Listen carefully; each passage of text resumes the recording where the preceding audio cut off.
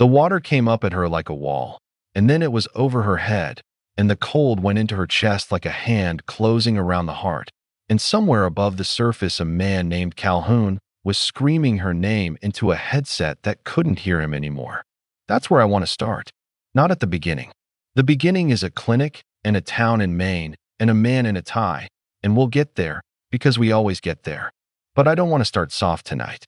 I want to start with a 28-year-old woman from a fishing town hitting the surface of the North Sea in February at 4:17 in the morning, free falling out of the side door of a helicopter that could not land and could not hoist, into water 4 degrees above freezing, in a 5-meter swells, with 6 men drowning somewhere in the dark below her and no one coming after her if it went wrong. Because she was the one who came after. That was the whole job. She was the last thing between 6 fishermen and the bottom of the sea, and she'd been told, 12 hours before, by the man whose job it was to lead her, that she would quit at the waterline. The waterline. Say it slow. It's a real thing in that world. It's the place where the swimmer goes off the aircraft and into the sea, the boundary, the edge of the survivable. And he'd looked at her the night before, over coffee, in the ready room, with the storm already building on the screens, and he'd said it like a fact, like weather. You'll quit at the waterline. They always do, the first real one. You'll get to the edge and your body will tell you no, and you'll listen to it. That's not a knock. That's just what happens. And she hadn't argued. I want you to hear that. She didn't argue. She just drank her coffee and looked at the swells building on the screen and filed it away in the place where she kept the things people had told her she couldn't do, which by that point in her life was a very large place, organized, alphabetized, load-bearing. His name was Master Sergeant Donald Calhoun, and he was not a villain. I need to say that early, because the easy version of this story makes him one, and the easy version is a lie, and I don't deal in the easy version. He was a pararescueman with 19 years in, a man who had pulled people out of water and off mountains and out of the wreckage of things that should have killed everyone aboard, and he had buried friends who did not quit at the waterline, and maybe should have. His warning was not contempt. It was grief, wearing the mask of warning. He'd watched the edge take people. He thought he was protecting her. He was wrong in the specific way that good men are wrong, which is the most dangerous way because you can't dismiss it. You have to live up to it instead. Her name was Tamsin Voorhees. Senior Airman, United States Air Force, Pararescue. PJ, they say it, the letters, Pararescue Jumper. And if you don't know what that is, let me put it to you the way it was put to me, by a man who'd washed out of the course and was not ashamed to say so. He said, the SEALs go in to take a life. The PJs go in to save one. Same water, same cold, same dark, same enemy fire sometimes. But the SEAL gets to shoot back, and the PJ has his hands full of a wounded man and can't. They trained 2 years for the privilege. The pipeline that makes a pararescueman is one of the longest and highest attrition selection courses in the entire United States military, longer than you'd believe, with a washout rate that hovers up around 80–90% depending on the class, and the thing that washes most of them out is the water. Always the water. Pool comp drownproofing. Hands bound, feet bound, dropped in the deep end, told to retrieve a mask from the bottom with your teeth and surface and breathe and do it again, while an instructor whose entire job is to make the pool feel like dying does exactly that. The water is the gate. The water is where they find out who you are when your body is screaming the oldest scream there is, the one that says breathe, breathe. You're going to die, breathe, and you have to answer it with no. Tamsin Voorhees was one of the first women to make it through that gate. I'm going to be careful here because the timeline matters and I won't fudge it. The combat roles opened to women at the end of 2015. The first women started entering that pipeline in the years after, and the early ones, the first handful, walked into a course that had been all men since the day it was invented, full of instructors who'd never trained a woman and cadre who had opinions, loud ones, and classmates who'd made bets in the barracks about how fast she'd ring the bell. She didn't ring the bell. That's the whole thing about her, the load-bearing fact. In 19 places where she was supposed to ring the bell, she didn't ring the bell. And the place she learned not to ring it, the place all of this comes from. The same way the river comes from the spring. was a town on the coast of Maine called Stonington, where her father pulled lobster traps out of the cold Atlantic for 40 years and came home every night with his hands cracked open from the salt and the rope. Let me take you there, just for a minute, because you can't understand the jump if you don't understand the dock. Stonington is the kind of town that doesn't exist much anymore. Working harbor, real one, not the kind with art galleries pretending. Boats out before light, in after dark, and a whole economy that runs on a creature that lives at the bottom of the sea and a fleet of men and women who go down to the edge of the sea every single day to argue with it for a living. Her father, Eckhart Voorhees, second generation, his own father off the boat from somewhere in the old country with a name nobody in Stonington could say, so they didn't try. Her father ran a 38-foot lobster boat called the Marguerite, after Tamsin's grandmother, and he ran it the way the good ones do, which is to say with a respect for the water that looked, to an outsider, almost like fear, and was the opposite of fear. It was knowledge. He knew exactly what the sea could do because he'd watched it do it. He'd lost a stern man once, years before Tamsin was born, a kid who went over in November in a following sea, and they got him back, but they didn't get him back, if you understand me. The cold had already done the thing the cold does, and Eckhart Voorhees never spoke about it and never stopped thinking about it, and the whole of his daughter's life was shaped by a death she never witnessed, the way a coastline is shaped by a storm that happened before anyone was born. He took her out on the boat the first time when she was 6, not as a treat, as work. There's no childhood on a working boat, not the soft kind. There's a small person being slowly turned into someone who can be trusted at the rail. She baited traps with frozen herring until her hands smelled like it for years. She learned the knots before she learned cursive. And she learned the one rule that her father said maybe 4 times in her entire childhood, because he was not a man who repeated himself. The rule that I think is the actual seed of everything, the thing the whole story grows out of. He told her, the sea doesn't care how you feel about it. That's it. That's the sermon. The sea doesn't care how you feel about it. It doesn't care that you're tired. It doesn't care that you're scared. It doesn't care that you're cold or that it's not fair or that you didn't sign up for this particular wave. The sea is not cruel and it is not kind. It is just true, all the way down, true the way gravity is true, and the only thing your feelings about it will ever do is get in the way of the work that keeps you alive. So you set the feelings down. Not forever. You pick them up later, on the dock, when the work is done. But on the water you set them down and you do the next correct thing, and then the next correct thing after that. And that exactly, that flat refusal to let what you feel change what you do.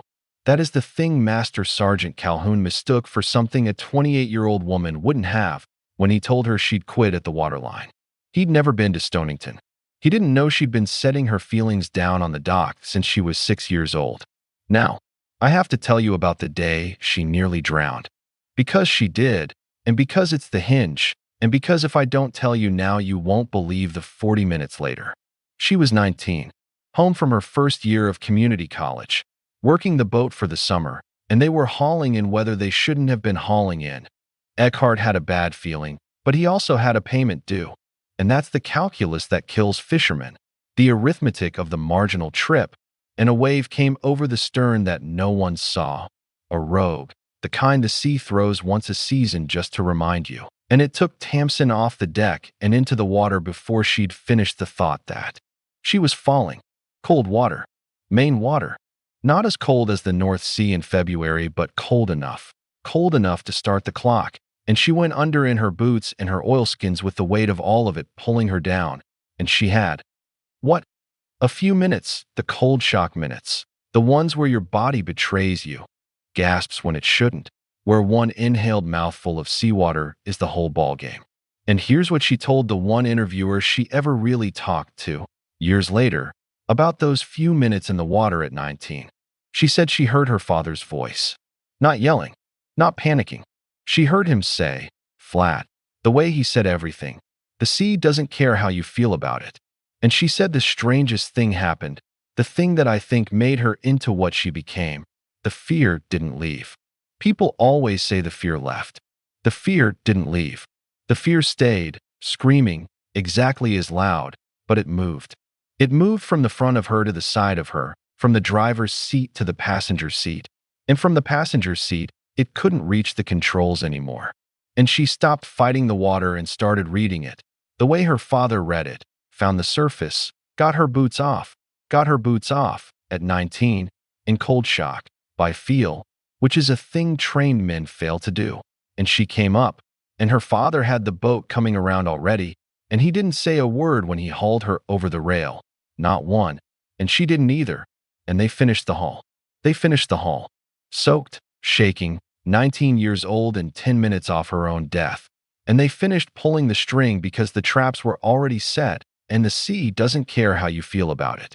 That night, on the dock, with the work done, that's when he spoke. He took her hands, both of them, the way he'd held them when she was small and learning knots, and he looked at them, and then he looked at her, and Tamsin said he had tears in his eyes, the only time in her life she ever saw it. And he said, "You did everything right. You read the water. I have never been more frightened in my life, and I have never been prouder, and I am going to need you to never do that again, and I know you can't promise me that." And she didn't promise. She couldn't.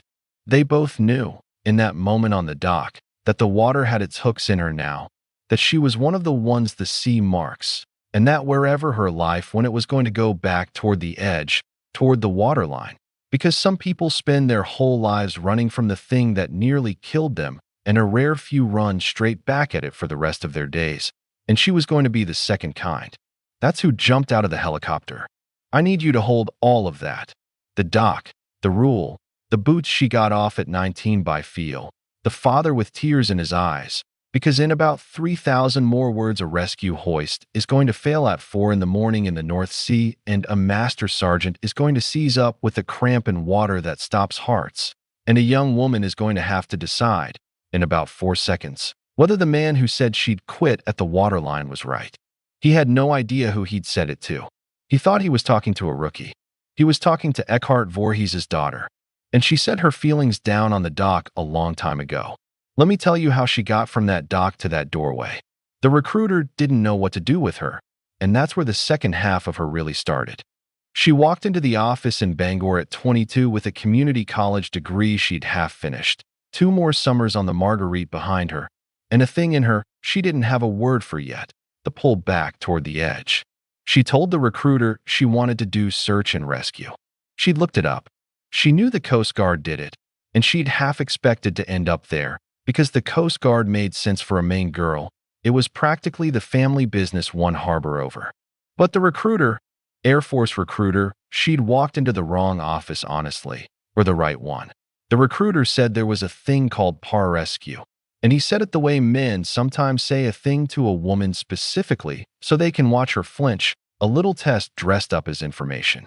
He said, "It's the hardest school in the military, and basically no women have ever made it through. You'd want something else." And Tamsin Voorhees, who had been getting her boots off in cold water by feel since she was 19, looked at him and said, "Tell me about the water part." "The water part?" Of course it was the water part. "I'm going to walk you through the pipeline, not because you need the curriculum, but because you need to feel the duration of it, the sheer length, the way it grinds. People think these things are a hard week. They are not a hard week. The road to wearing the maroon beret of a pararescueman runs the better part of 2 years through a chain of schools, and each one is a sieve, and the holes in the sieve are sized to let almost everyone fall through. It starts with the selection course, weeks of it, and the selection course is, by design, mostly water and mostly misery, and the misery is mostly the pool. They call it pool comp, and I've read enough first-hand accounts and talked to enough people to tell you what it is without dressing it up. It is a course designed to take your relationship with breathing, the most fundamental thing you have, the thing you've done without thinking since the second you were born, and break it, and then see if you can keep functioning on the broken pieces. Buddy breathing. 2 people, 1 regulator's worth of air, instructors ripping the mask off your face and pulling you under and spinning you so you don't know which way is up, and you are supposed to stay calm, find your buddy, share the air, recover the equipment, surface only when you're told. Drown-proofing. Hands tied behind your back, feet bound, dropped into the deep end, And you have to bob, sink and rise, get a breath at the top of each rise, and retrieve a mask off the bottom of the pool with your teeth, bound. And the panic is the entire point. They are manufacturing panic and watching to see who can keep thinking inside of it. Most can't. Most ring the bell. The bell is real. There's a bell, and you ring it when you quit, and the sound of it carries across the water, and every man and woman still in the pool hears it and feels two things at once, which are relief that it wasn't them and a cold terror that it could be next. Tamsin Voorhees never heard the bell ring for herself, but she heard it ring for nearly everyone else. She told the interviewer, the one interview, I keep coming back to it because it's nearly all we have in her own voice. She told her that the pool didn't scare her the way it scared the others, and that this was not because she was braver, and she was very clear about that. She did not let herself be called brave. She said bravery had nothing to do with it. She said the others were meeting the water for the first time as an enemy, in a pool, under fluorescent lights, with an instructor playing the part of death, and that for her the water had already played the part of death for real, off the stern of the Marguerite at 19, and a pool was a pool. She said, and I wrote this one down exactly. They were learning that the water could kill them. I already knew. I'd just come to make sure I could work while it tried. Work while it tried. Set the feelings down on the dock. You see the line running straight through. The cadre noticed her. Not kindly, at first. There was an instructor. I'll call him by what the trainees called him behind his back, which was the deacon, because he preached. He had a sermon for everyone's weakness, and he delivered it standing over you while you failed. And the deacon decided early that Voorhees was a story he didn't want written on his watch. The first woman through, on his cadre, in the press, in the lineage of the beret, he didn't want it, and he wasn't quiet about not wanting it. He worked her. That's the word they use. He worked her, meaning he found the edges of what was allowed, and he lived right on those edges with her, gave her the extra evolution, the second go on the bottom of the pool, the eyes on her every single time, so that she could never have a quiet failure, never recover in private, every weakness witnessed and named. And the thing about Tamsin Voorhees that I find almost unbearable to think about is that she has said, on the record, that she's grateful to him. Genuinely. Not the fake gratitude people perform about the people who hurt them. She said the deacon did her a favor that her kinder classmates were denied, which was that he made the pool harder than the North Sea would ever be, so that on the morning the North Sea actually came for her, it was, in her words, less than a Tuesday with the deacon. But there was a day in the pipeline that nearly ended her, and it wasn't the water, and I have to tell you about it because it's the second hinge, and because it tells you the price. It was a land navigation event, deep in the pipeline, a ruck movement over bad ground at night, and she went over on her ankle in the dark, not dramatically, just a root and a wrong step, the way the worst injuries always come, mundane, and she felt it go, felt the heat of it, and she had a choice that every one of these people faces at some point. Call it, and almost certainly recycle or wash, or shut up and ruck on a joint that's lying to you about how bad it is. And she shut up and rucked. Of course she did. She set the feeling down on the dock being a metaphor now, the dock being wherever you put the pain so it can't reach the controls, and she finished the movement on an ankle that turned out, when she finally let them look at it weeks later, to have been doing damage the whole time, small damage, the kind that doesn't stop you but doesn't fully heal either, the kind that waits. I want you to mark that ankle, and I want you to mark something else, something that comes before it in her body's ledger and matters more in the end, her back. Because somewhere in those 2 years of rucking impossible weight over impossible ground, of hitting the water again and again, of the 1,000 small violences that the pipeline does to a human spine, Tamsin Voorhees was accumulating a debt.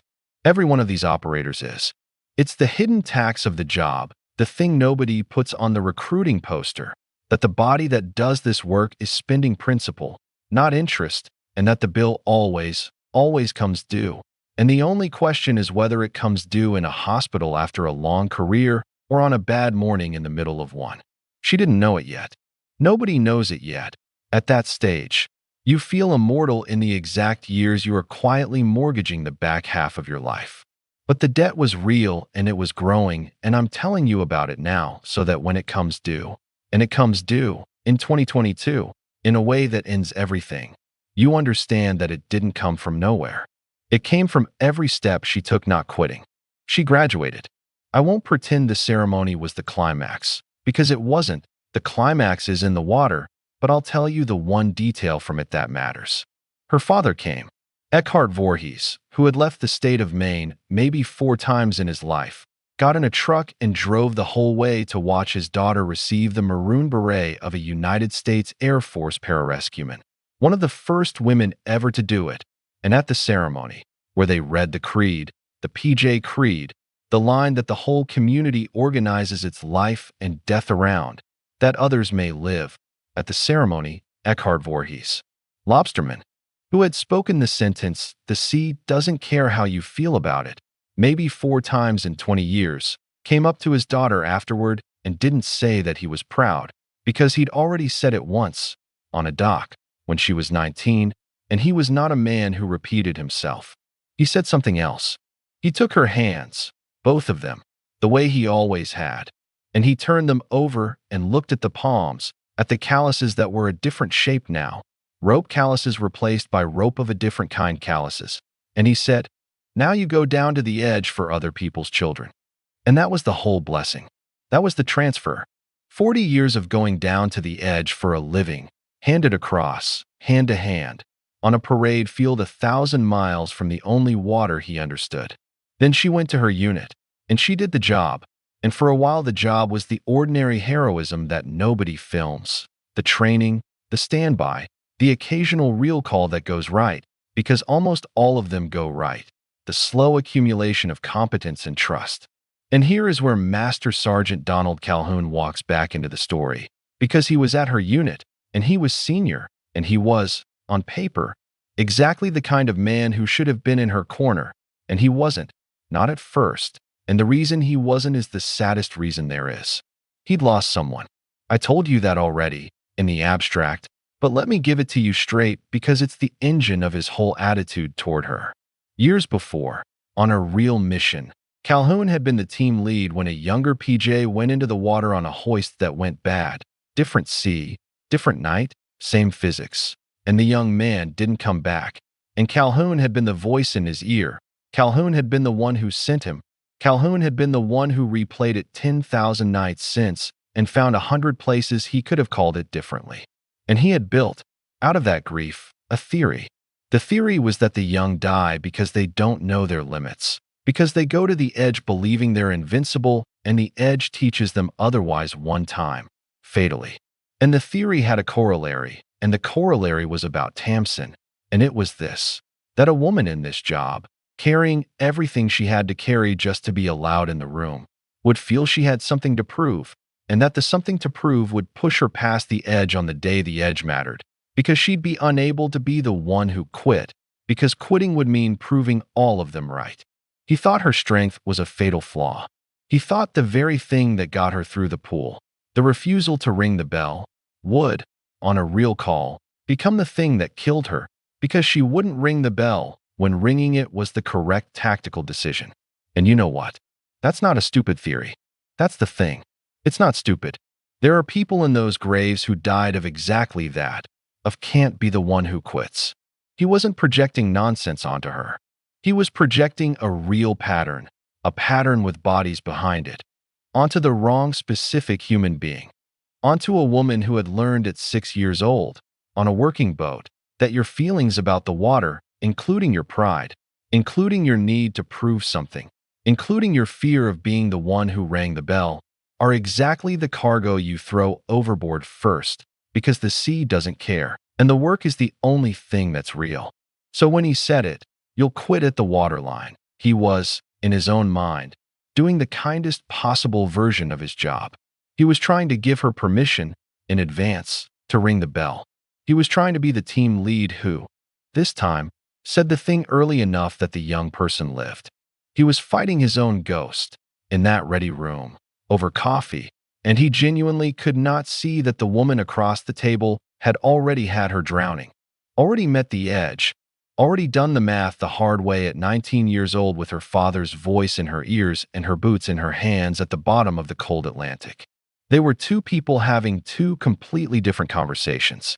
He thought he was warning a rookie about the edge.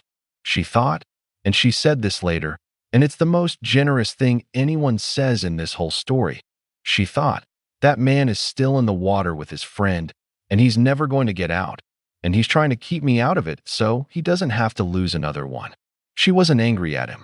Even then, the night before, with the storm building on the screens and his words sitting between them, she wasn't angry. She filed it where she filed all of it, in the load-bearing place, and she finished her coffee. And then the call came in, at 3:50 in the morning, and a fishing boat that some other man was running too hard in weather he shouldn't have been in.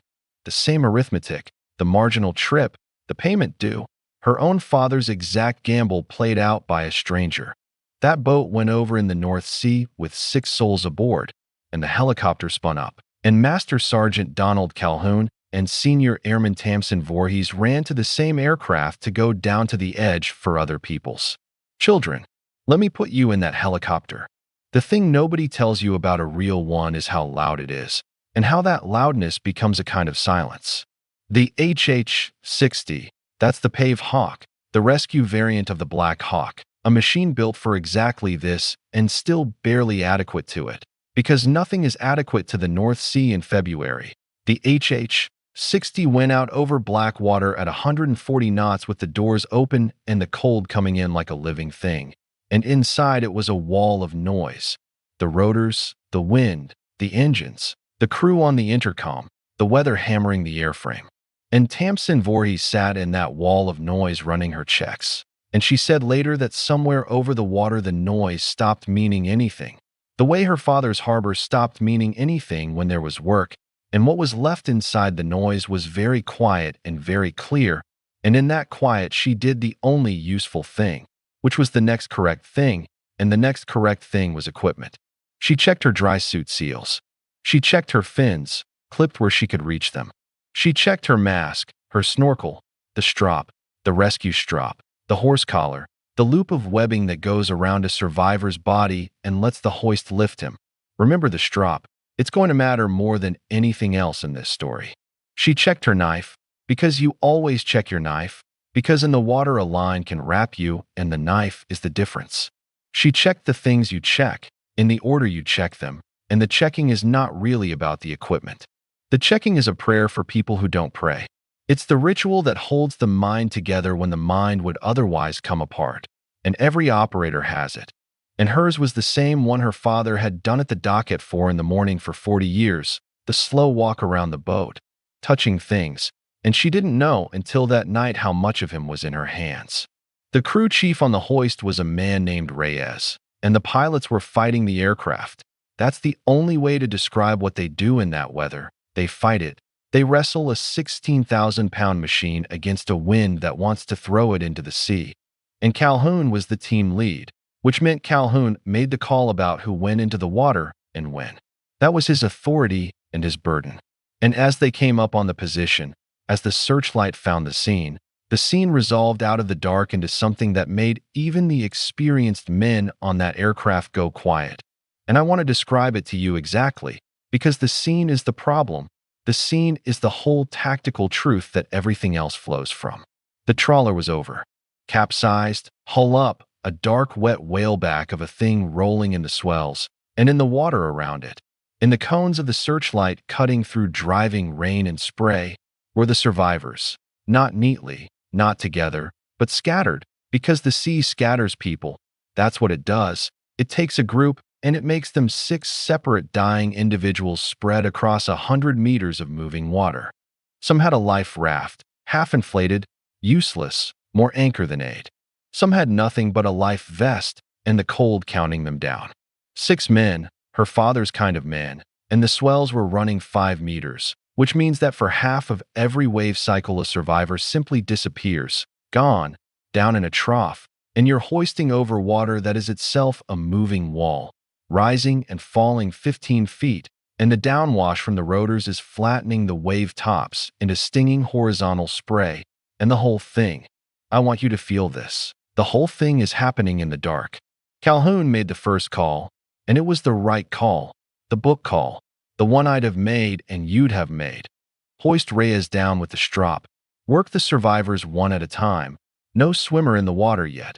Keep your assets on the aircraft as long as you can. So they ran the hoist. And the first approach. I'll tell you what happened on the first approach, because it's the thing that turned a hard night into an impossible one. The first survivor they went for was the strongest of the six, the one nearest, conscious, waving, and the hoist went down, and the swell came up, 15 feet of black water rising to meet a cable that was calculated for the water to be where it had been 4 seconds ago, and the strop went into the survivor's hands, and he got it half around himself. And then the trough opened underneath him, and the aircraft lurched in a gust, and the load came onto the cable wrong. Snatch-loaded, they call it. A sudden violent jerk on a system that hates sudden violent jerks. And the survivor was hauled half out and dropped back and hauled again. And it was ugly. It was the kind of ugly that breaks bones and breaks equipment, and they got him. They got that first man. He came up over the sill into the cabin half drowned and battered and alive. And that was one out of 6. And it had taken everything, and it had nearly torn the hoist apart. And then, on the second approach, the hoist failed. I need to be precise about this because precision is the respect the moment deserves. It didn't explode. There was no movie. There was a grinding and a smell, and the cable stopped paying out smoothly and started stuttering, and Reyes, who knew that hoist the way Tamsin knew the Marguerite. Reyes called it over the intercom in the flat, dead voice that men use when they're telling you the worst thing. Hoist is down. Hoist is down. I've got no clean function on the hoist. A mechanical failure, the kind that the manuals say is rare and the operators know is never rare enough. Brought on by cold and salt, and the snatch load it had just survived, and maybe just the ordinary entropy of machines that are asked to be miracles. The single tool that the entire rescue was built around, the thing that lifts the survivor out of the killing water and into the warm cabin, was gone. And there were 5 men still in the sea. Now sit in that aircraft with them. 5 men in the water. A hoist that won't hoist. An aircraft that can't land on the sea and can't land for hundreds of miles in any case. Fuel burning, always fuel burning, the most quietly lethal clock in aviation. And 5 human beings, 6 minutes, 8 minutes, 10 on the outside, before the cold does to them what it had done to Eckhart Voorhees' Stern Man in November all those years ago, before the shivering stops, which is the bad sign, the sign that the body has given up trying to make heat, and the muscles stop answering. And the man simply slides under without drama because he no longer has the strength to keep his own face out of the water. And it's here, exactly here, in the cabin, over the intercom, with the searchlight on 5 dying men, that Master Sergeant Donald Calhoun and his ghost lost a fight they'd been having for years. Because the only option left was the one option his entire grief was built to prevent. With the hoist dead, the only way to get those men was to put a swimmer in the water, a pararescueman, free, on a line if you could rig one, but a swimmer, in the sea, with the survivors, doing by hand and by body what the machine was supposed to do. And Calhoun knew, the instant Reyes called the hoist down, that this was the moment his ghost had warned him about. The moment a young operator with something to prove looks at 5 dying men and a dead hoist and decides to go into water that will very probably kill them too. He keyed the intercom to say no. That's the truth of it, and he said so since, and I respect him enormously for admitting it.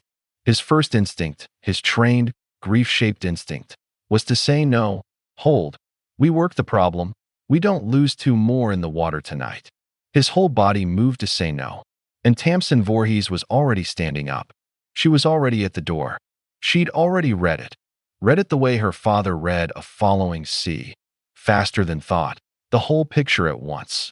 Hoist dead, 5 men, cold clock running, no other tool, and she'd run the same arithmetic he was running, and she'd come out the other side of it before he'd finished, because she'd done this math before, at 19, with her boots filling, and she'd come out the same place every time since. The sea doesn't care how you feel about it, and the work is the only thing that's real, and the work right now is in the water. She didn't ask. This is the part one have to be honest about, because it's not a clean, heroic moment. It's a fracture in the chain of command, and I won't pretend it's clean. She looked at Calhoun, and Calhoun looked at her, and the thing that passed between them in that second was the entire argument they'd been having for months, compressed to a single look. His fear, her certainty, his ghost, her father.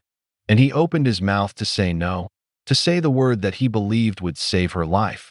And she said one thing first. She didn't say I've got this, and she didn't say trust me, and she didn't say anything from a movie. She said, and Reyes heard it, and put it in the debrief, and that's how we have it. She said, I grew up in this. For words, I grew up in this. And it wasn't bravado, it was data. It was the single most important tactical fact on that aircraft that Calhoun did not have, and she did. That of every human being in that cabin.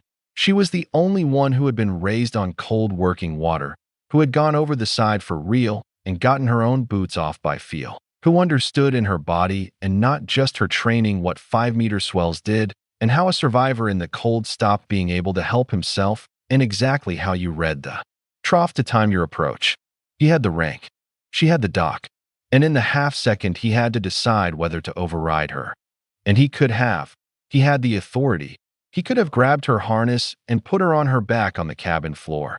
In that half-second, Master Sergeant Donald Calhoun did the bravest thing in this entire story, braver in its way than the jump, and almost nobody ever notices it. He let his ghost go. He looked at the woman in the door and he understood, all at once, that his theory was wrong about her even if it had been right about others, that he was about to lose 5 men to his own grief if he held to it, and that the kindest thing, the thing that actually served the creed, that others may live, was not to protect her from the edge but to trust her at it. And he didn't say no. He said the thing a team lead says when he's decided to trust his operator with both their lives and 5 strangers. He said, tending line. You stay on the line. You do not free swim past the line. You bring them to the line, and Reyes pulls hand over hand. Acknowledge. And she acknowledged. And they rigged what they could rig. The line, the tending, the comms, the contingency that was barely a contingency. And Reyes clipped her in, and she sat on the sill of the open door of a helicopter over the North Sea at 4:17 in the morning with 5 men dying below her.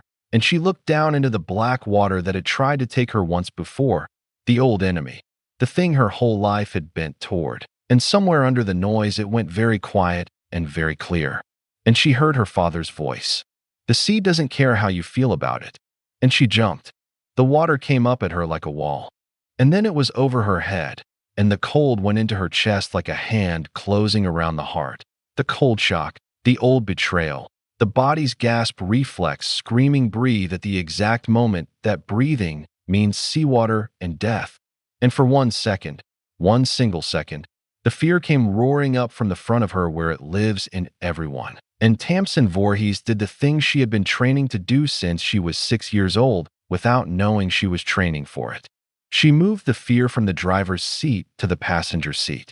She set it down, not gone, screaming, still, exactly as loud, but to the side now, where it couldn't reach the controls. And she got her face out of the black water into the stinging downwash. And she got her breathing under her own command, breath by deliberate breath. And she got her bearings off the searchlight. And she found the nearest survivor in the trough of the next wave. And she started to swim, on the line, toward 5 men in the longest 40 minutes of her life. The man who'd said she'd quit at the waterline was on the other end of that line, holding it, paying it out, his hands, his 19-year hands, feeling every pull of her against the sea. And he was praying the prayer of people who don't pray, and his ghost was finally letting go. 40 minutes. I keep saying it like it's a number, but I want you to do something with me first, before I tell you what she did in it. I want you to count to 20 in your head, slowly, in cold water, with your chest in a vice. Go ahead. That's 20 seconds.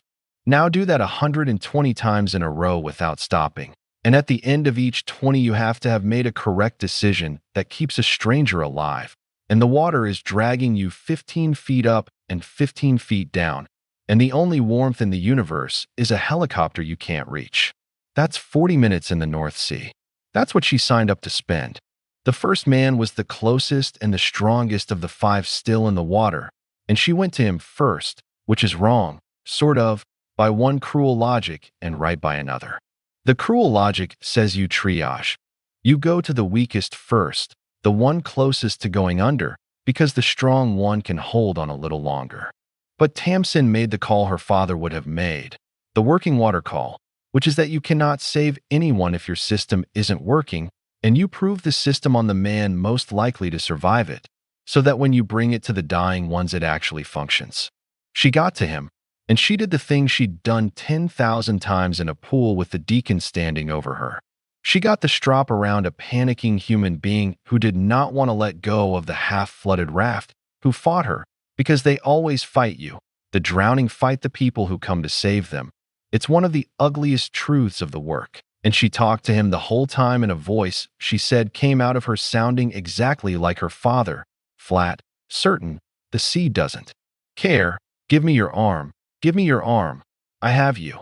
And she got the strap seated, and she gave Reyes the signal, and Reyes hauled, hand over hand, no hoist, just a man's arms and a line, and the first of the five came up out of the water. 2 of 6. 30-some minutes left in the body still in the sea. She didn't go back to the aircraft. Understand that. There was no rest, no warm cabin between survivors. She stayed in the water on the tending line, because every second spent getting hauled up and lowered again was a second the cold took from the men who had none to spare, and so she stayed in it, in the 4-degree water, swimming from survivor to survivor across the troughs, and the cold began its work on her too. This is the part the movie would skip and I won't, because it's the truth of what it cost. She was not immune. The doc did not make her immune. She was a human being in water cold enough to kill, spending the same coin everyone spends, and somewhere in the second survivor her hands began to go. The third man was unconscious, or nearly, face going under in the troughs, and a survivor who can't help you is a different and far harder problem. Dead weight. No grip, no cooperation, just a heavy failing body in moving water, and she had to get the strap on him by feel, because her fingers were stopping answering her, and she said this was the worst of the 5, this third one, because it was the first time her own body lied to her the way the ankle had lied, the way the back would lie later, and she had to do the thing again, the thing from 19, move her own failing into the passenger seat, and keep working the strap with hands she could know longer feel, by memory, by the shape of the motion drilled in 10,000 times, and she got it on him, and Reyes hauled, and the third came up, limp, alive, barely. Half. 3 in the cabin, 3 still in the sea. And on the line, the man holding her, Master Sergeant Calhoun, was watching the clock and the fuel and the cold and doing the math no team lead should have to do. The math where every minute you keep your swimmer in the water to save the men out, there is a minute closer to losing the swimmer too. And he keyed the intercom, and he told her to come up. He gave the order. Voorhees, you're hypothermic. I can hear it in your voice. Come up, we'll reposition. And it was the right order. By the book it was the right order. He was being, finally, in this one moment, the team leader's ghost had begged him to be, calling it before he lost someone. Ringing the bell for her, because she wouldn't ring it for herself. Exactly the thing he predicted she couldn't do and was now trying to do for her. And she said no. There it is. The thing he'd warned her about. The young operator who won't quit at the waterline even when quitting is the correct call. From the outside, in that second, she became the exact danger he'd feared. And I want to sit in the awful ambiguity of it, because this is where lesser stories cheat. He was not wrong to give the order. She was not obviously right to refuse it. 2 people who were both, in their way, correct, on a collision course in the dark. But here's the thing she knew that he couldn't. The thing that made her no different from the no he'd feared. She'd done the math too, the cold water math, the one her body had run for real at 19. And she knew, in the specific way only she on that aircraft could know, that she had a few minutes left of useful function, that 3 men had less, and that the trade was makeable. It wasn't pride. It would have looked identical to pride from the cabin, but it wasn't. It was a fisherman's daughter reading the water and the clock in her own failing hands and judging, correctly, that she could spend the last of herself to buy two more before she had to come up. She said, Reyes got this too. She said, two more. I can do two more. Then I'm yours. Two more. She went to the fourth man and the fifth man in a stretch of minutes she barely remembers, she said, because by then the cold was in her thinking and not just her hands. And the dangerous thing about deep cold is that it feels, near the end, like calm, like warmth, like it would be fine to stop. The same lie it told her Sternman ghost in November all those years ago. And she fought it with the only thing she had left, which was the drilled motion and her father's voice and a kind of stubborn arithmetic. One more strop, one more signal, one more. The sea doesn't care, neither do I. She got the fourth man on the line. Reyes hauled. 5 of 6 in the cabin. And then the fifth, the last one in the water besides her. And this one she had to chase, because he'd drifted in the swells, and chasing in that state was nearly the end of her. And she got the strop on him with hands that were no longer hands. And she gave the signal, and the fifth man rose up out of the black water toward the light. 6. All 6 fishermen out of the sea. And Tamsin Voorhees, alone now in the water, her job complete, her body at the absolute end of itself, did the thing that nearly made the whole night a tragedy, with 6 saved and 1 lost. She had nothing left to seat her own strop. Think about that. She'd put the loop around 5 drowning men with hands that didn't work, and when it was her turn, her own turn, the cold had taken the last of it. And she fumbled her own recovery, couldn't seat her own strop, the rescuer who could not, in the end, rescue herself. And she started to go under, in the trough, the searchlight losing her, and the calm warm lie was singing to her now. It's all right. You did it. You can rest. And Calhoun came down the line. He didn't hoist her, because there was no hoist. He came down the tending line hand over hand into the same water that had nearly beaten his best swimmer, the 19-year man, the man whose ghost had told him for years to stay out of the water, and he went into it for her, and he got her, and he seated her strop with his own hands because hers were gone, and he wrapped himself around her in the swell and gave the signal, and Reyes, and now another crewman on the line with him, hauled the two of them up together out of the North Sea at something past 4:50 in the morning, the team lead and the swimmer, tangled, freezing, alive. And in the cabin, with 6 rescued fishermen and 2 frozen pararescuemen on the floor, and the aircraft turning at last for land with its fuel nearly gone, Master Sergeant Donald Calhoun, who had told her 12 hours before that she would quit at the waterline, leaned over Tamsin Voorhees while the others worked to warm her, and he was crying, this 19-year man. And he said something that wasn't in the debrief because Reyes turned the intercom off to give them the moment, but Tamsin told the interviewer, years later, and her voice apparently broke saying it, the only time it did in the whole interview. He said, I was wrong about the waterline. I've been wrong about it for 10 years. You didn't quit at the waterline. And then he said the part that undid her, the part that was really about the young man he'd lost a decade before, the ghost he'd finally, in the freezing water, let go of. I went down the line for you because somebody should have gone down the line for him, and nobody did, and I've waited 10 years to do it right. That's the rescue. 6 fishermen, every one of them home to families that have no idea, to this day, the name of the woman who came down into the dark for them. There's a debrief with the time on it, 4:17, the jump, and 4:50-something, the recovery, and the cold, dry language of those documents. Survivors recovered. 6. Swimmer, hypothermic, recovered. Hoist, inoperative. And nowhere in the official language is the doc, or the father, or the boots she got off at 19, or the ghost that finally let go, because the documents only hold the what. And I've spent 4 parts of this trying to give you the who. But I haven't given you the end. Because the body keeps a ledger, I told you that, and the bill comes due. And it came due for Tamsin Voorhees not in the water that almost killed her, but later, quieter, on an ordinary day, the way the worst bills always come. And the woman who came up out of the North Sea, a legend inside a very small community of people who'll never be allowed to say her name out loud, went on to lose the thing she'd built her whole self around. And what she did then, with the rest of an ordinary life, is the part of this story I actually called you here to tell. It was a curb. After everything.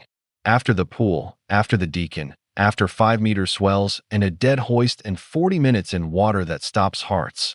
The thing that ended her career was a curb, on a base in the ordinary daylight, with a piece of equipment on her back that weighed nothing compared to what she'd carried 1,000 times. She stepped down off it wrong. That's all. The same mundane geometry as the route in the dark on the land Navy years before. The same wrong step, except this time the debt that her spine had been quietly carrying since the pipeline. Every ruck, every hit on the water, every snatch load of a life onto her own body. This time the debt called the loan. Something in her lower back went, and it went in the way that doesn't heal, the structural way, the way that surgeons can manage but never undo. And the woman who had refused to quit at the waterline found out that the body she'd been spending so freely had finally been spent, and that there is no stubbornness in the world, no father's voice, no moving the fear to the passenger seat, that makes a damaged spine carry a wounded man up a mountain again. The ledger closed. The job was over.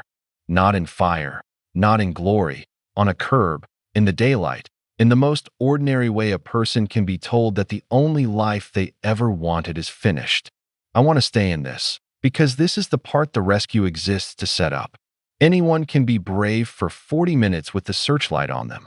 The question this whole story is actually asking, the question Eckhart Voorhees was really teaching on the dock, the one underneath the one about the sea, is, who are you when the work is taken away? Because she had organized her entire self around the work, around being the one who goes down to the edge for other people's children. And in one wrong step, the edge was closed to her forever. And she was 30-something years old with a medical discharge and a spine full of hardware and a thing she could no longer do and had nothing else. And that, not the cold water, is the place where most people actually drown. She told the interviewer that the months after were worse than the North Sea. She was honest about it in a way that I find braver than the jump. She said she understood, for the first time, the men whose graves Calhoun had built his theory around, not because she wanted to push past an edge, but because she finally understood the despair of a person whose entire identity is the work when the work is gone. She said there were dark months. She didn't dress them up. The woman who could move fear to the passenger seat in freezing water sat in a quiet apartment and could not, for a while, find the passenger seat at all, because this fear wasn't about dying. It was about living, as someone who wasn't who she'd been. And there is no strop for that. Nobody hauls you up out of that hand over hand. What pulled her out wasn't a revelation. It was a phone call, and it was Calhoun. Because here's what I didn't tell you about Master Sergeant Donald Calhoun, about the man who let his ghost go in the water that morning. Letting it go changed him. He'd carried the dead young PJ for a decade as a warning, as a theory, as a reason to keep the young out of the water.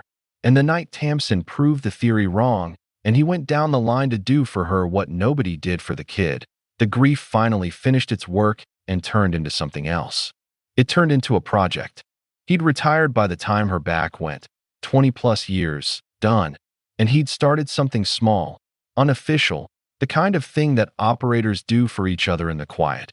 He'd been calling the ones who got medically dropped, the ones whose bodies closed the ledger early, the ones nobody hauls up, because he'd realized that the community he loved was very good at training people to go to the edge and terrible at catching them when the edge spat them back out broken.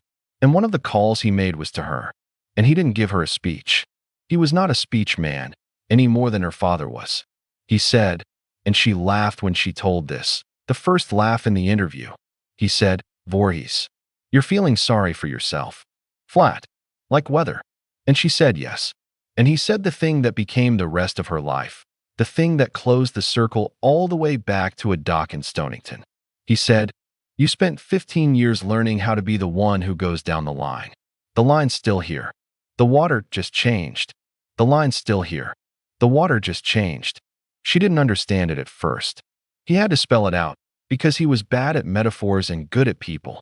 He meant the others, the next ones, the women coming into the pipeline behind her, the kids the deacons of the world were still standing over in the pool, The ones who would meet the water for the first time as an enemy and need someone who'd already met it, someone who knew about the dock and the passenger seat and getting your boots off by feel. He meant that the thing that made her was never actually her back or her hands. It was the dock, the knowledge, the rule. And you can't ruck a wounded man up a mountain on a broken spine, but you can hand the dock to the next person. You can be the voice in someone's ear at 4 in the morning. You can go down a different kind of line. So that's what she did, and that's where she is now. And I'm going to be careful again with the truth. It wasn't a clean, triumphant pivot. It was slow. It was built out of the dark months. She went back to school for the credentials she needed, and she works now in survival training, in the human side of it, the part the curriculum is worst at, with the people coming up through exactly the gate she came through. She is the thing she didn't have. The first women in that pipeline had no one ahead of them who'd done it. She is now, deliberately, the someone ahead for the ones behind. And she teaches them the pool. Yes, the technical things, but the thing she actually teaches, the only thing, really, dressed up 100 different ways, is her father's sermon, the one that turned out to work in a community college pool, in the North Sea, and a quiet apartment full of despair alike. The water doesn't care how you feel about it. Set the feelings on the dock. Move the fear to the passenger seat. Do the next correct thing. And then the next. That's all. That's the whole legacy of Eckhart Voorhees, lobsterman, who left Maine maybe 5 times in his life, now being handed, hand to hand, to young pararescuemen who will go down to the edge for other people's children for the next 40 years and never know whose voice they're using when they do it. Eckhart lived to see it. I'll give you that, because the story has been hard and you've earned it. He was old by then, off the boat. His own hands finally cracked past working. The sea took its tax from him too, slower. But he lived to see his daughter come home from the water a different kind of broken and rebuild herself into a teacher, and he understood it completely, faster than she did, because he'd had a stern man go over once in November and had spent 40 years wondering if he could have taught the kid better. And now his own daughter was spending the back half of her life making sure the next ones were taught better, and that, to a man like Eckhart Voorhees, was not a consolation prize for a lost career. It was the career finally making sense. He took her hands one more time, the way he had when she was small, and at 19 on the dock, and at the beret ceremony. Turned them over, looked at the palms, at the calluses that were changing shape yet again, the calluses of someone who handles other people instead of rope or strops now. And he said, the last blessing, the one that finishes the story. You're still going down to the edge. You just figured out you can throw the line from the dock. 6 fishermen are alive who don't know her name. A master sergeant let go of a ghost he'd carried for a decade and spent his retirement going down the line for the ones the system dropped. And one of the calls he made saved a woman the North Sea couldn't. And a fisherman's daughter from Stonington, Maine, who was told over coffee with a storm building that she would quit at the waterline, did not quit at the waterline, and then was forced, by a curb on an ordinary day, to find out who she was when the waterline was taken from her forever, and discovered that the answer was the same answer it had always been, the one her father gave her at 6. You do the next correct thing. And the work is the only thing that's real, and the work was never the swimming. The work was the going toward. And you can do that from a dock. You can do that with a broken back. You can do that with your voice in a young person's ear at 4 in the morning, saying the thing your own father said to you in the cold. The sea doesn't care how you feel about it. She finally stopped needing it to.